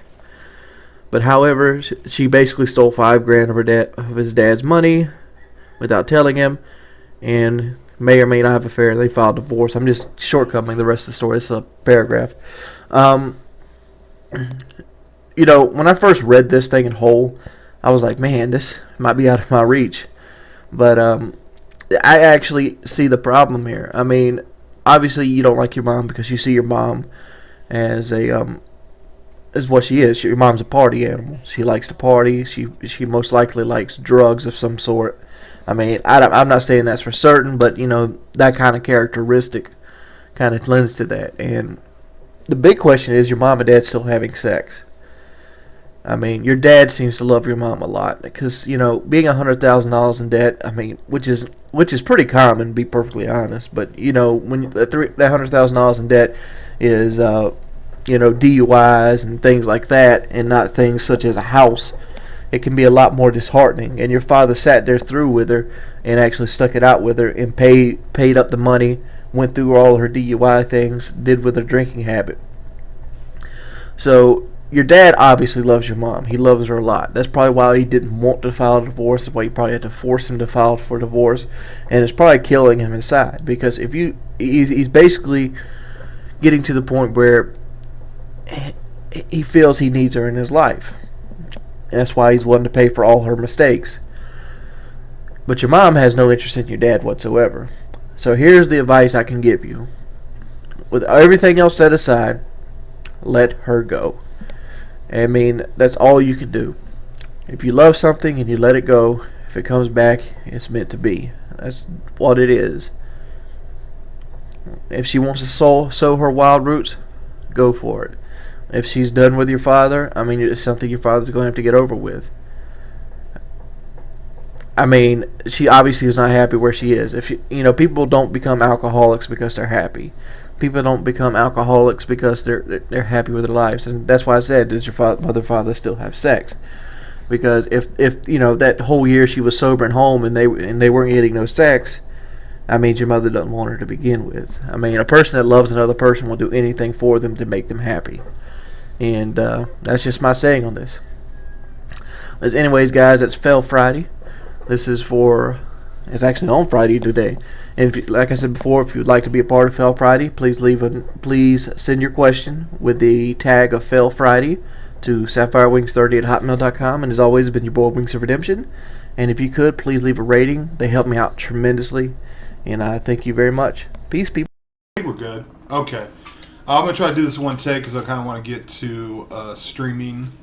We'll get to that in a second. But pretty much ever since I moved back to Washington, every time since then that I've taken a trip out of Washington, something has happened to my mom. About a year and a half ago, I went to UMG Orlando, one of my favorite events that I've been to. And while I was there, I got a call from a friend. And he was like, dude, your mom burnt down the apartment complex. So my mom has downsized from a really, really nice place to a nice place, but not as luxurious as she was before. And me and a buddy helped her move into a new place. And 3 days later, I'm in Orlando. I'm at a UMG event, and the fucking house burnt down. There was electrical fire in her house. Luckily, she had homeowners insurance, and everything was fine.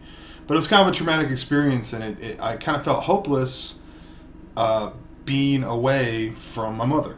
You know what I mean? Like, I feel I'm the, you know, she's divorced and widowed, and she doesn't have, like, a man to care for her, you know?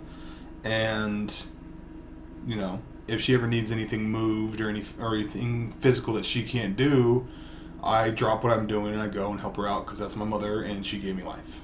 So, recently I went on a trip to Nashville. Now, I would love to talk about the Nashville trip, but it's kind of top secret NDA, and you guys are going to see the cool stuff that came about from that trip.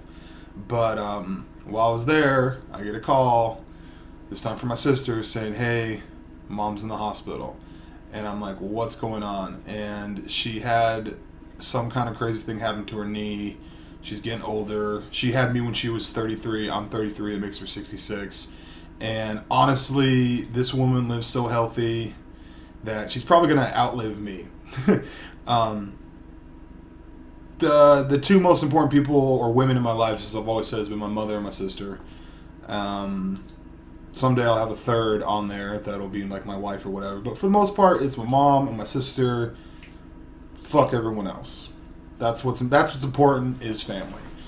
So she called me up after this long trip to Nashville and back home, and go visit her in the hospital, and she's in so much pain.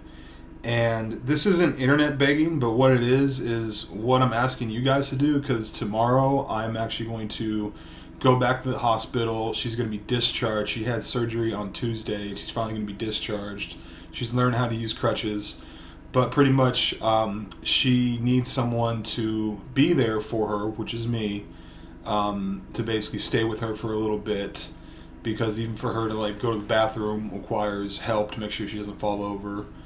And so what I'm asking of you guys is in the comment section below, if you have any nice, uplifting, encouraging words for her, if you guys would type that in when I visit her and take her from the hospital to her house and make sure she's all good while I'm there, it would be awesome to be able to read just nice comments to her on this video.